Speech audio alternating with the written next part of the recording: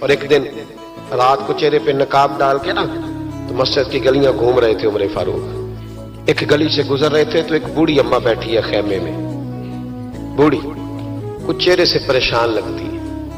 تو حضرت عمر غلام سے کہنے لگے اسے پوچھو کیوں پریشان ہے. تو پوچھا اماں السلام علیکم. وعلیکم السلام. اماں کیا بات ہے؟ تو اماں کہنے لگی جاؤ دوڑو، تمہیں کیوں بتاؤں، دیہات کی سیدھی سادی بی بی، جاؤ بھاگ جاؤ. کہا نہیں اماں مہربانی کرو اندر تو آنے دو. بڑی منت کے بعد اماں مانی. عمر فاروق عام آدمی نہیں جس سے دنیا کامتی ہے. حضرت عمر اندر گئے. اماں کیوں پریشان ہو؟ تو اماں کہنے لگی تمہیں کیوں بتاؤں، میرا اپنا دکھ ہے. چل اماں بتا دے، تیری مہربانی.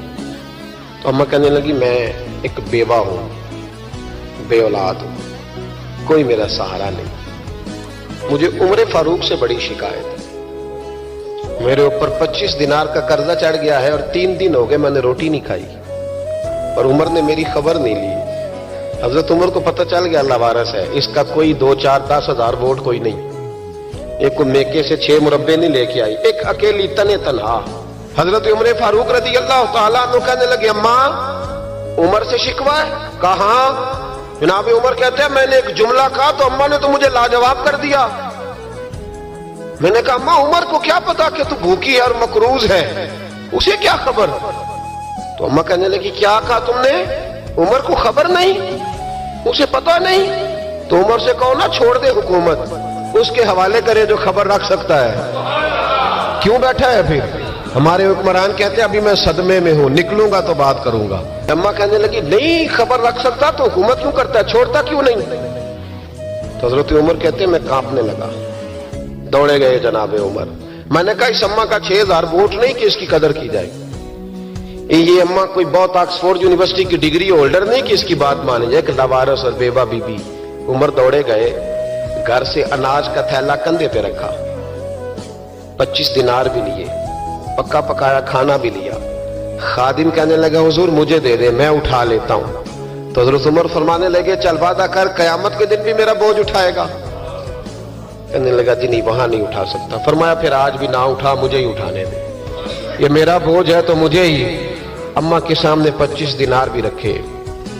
پھر اماں کو حضرت فاروق اعظم نے 2 مہینے کا راشن بھی دیا، پھر پکا پکایا کھانا بھی دیا. معمولی آدمی کی بات نہیں کر رہا، 24 لاکھ مربع میل کا حکمران. حضرت عمر مدینے میں بیٹھ کے کبھی للکار دیں تو کیسر و کسریٰ کی ٹانگیں کانپے. جناب عمر فاروق رضی اللہ کھانا کھلا کے اماں چارپائی پہ تھی تو عمر نیچے بیٹھ گئے. کہنے لگے اماں چل عمر کو معاف کر دے، چل چل جانے دے، کوئی عرض نہیں، بیچارے کو پتہ نہیں چلا. تو اماں کہنے لگی تو نے پھر عمر کا ذکر چھیڑ دیا. بیٹے میرے گھاؤ بڑے گہرے ہیں، میرے زخم بڑے سخت ہیں، کلیجہ پھٹے تو تجھے دکھاؤں کتنی تکلیف میں ہوں. میں تو پکا ہوا پھل ہوں، کسی وقت بھی دنیا سے چلی جاؤں گی. میں نے عمر کو معاف نہیں کرنا. جب میں قبر میں جاؤں گی نا، نبی کریم علیہ السلام آئیں گے تو میں عمر کی شکایت کروں گی. میں کہوں گی حضور اس سے پوچھئے یا رسول اللہ بیوہ اور بوڑھی کا خیال ہی نہیں کیا. تو آپ کے غلام کہتے ہیں میں نے عمر کو کبھی اتنا روتے نہیں دیکھا جتنا آج روئے. کہنے لگے اماں عمر کو میں جانتا ہوں وہ کمزور ہے، یہ شکایت نہ لگانا، وہ کمزور ہے، مقابلہ نہیں کر سکے گا، یہ شکایت نہ لگانا، چل معاف کر دے.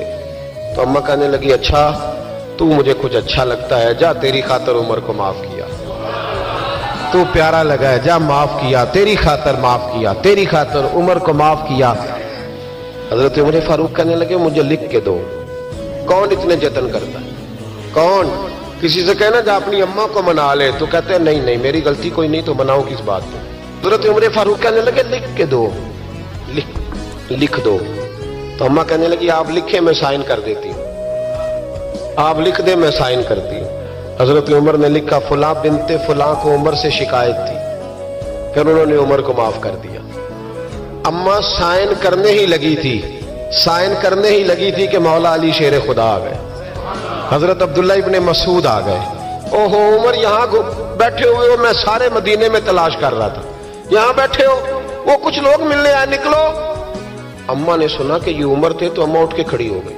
آئے ہائے عمر تھے، آپ عمر تھے؟ تو جناب عمر کہنے لگے اماں تو نے جو کہا ٹھیک کہا، لیکن اپنے وعدے پہ قائم رہا، یہ ذرا سائن کر دے. اماں نے سائن کیے. تو حضرت عمر فاروق فرمانے لگے الی آ گئے ہو تو بطور گواہ تم بھی دستخط کر دو. عبداللہ ابن مسعود تم بھی بطور گواہ جب سائن ہوئے تو جناب عمر نے رکا لپیٹا اور مولا علی شیر خدا سے فرمانے لگے علی یہ رکھ لو، مجھے لگتا ہے میں تم سے پہلے دنیا سے جاؤں گا، اور جب میں پردہ کر جاؤں نا تو یہ رکا میرے کفن میں رکھ دینا. اگر حضور علیہ السلام نے پوچھا نا میری امت کے ساتھ کیا سلوک کر کے آئے ہو، تو رکا نکال کے کہوں گا یا رسول اللہ ایک بوڑھی ناراض تھی میں اسے بھی راضی کر کے آیا.